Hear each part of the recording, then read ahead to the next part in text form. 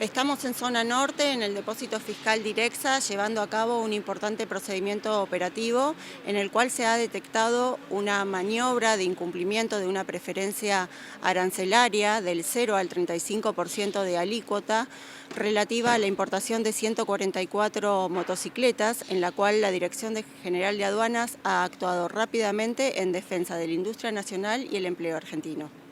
Esto afecta directamente a nuestra industria nacional, ya que la mercadería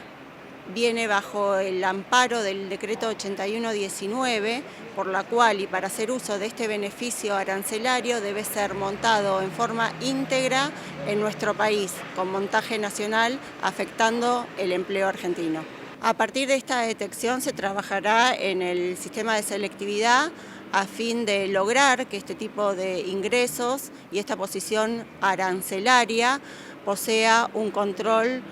físico y documental exhaustivo.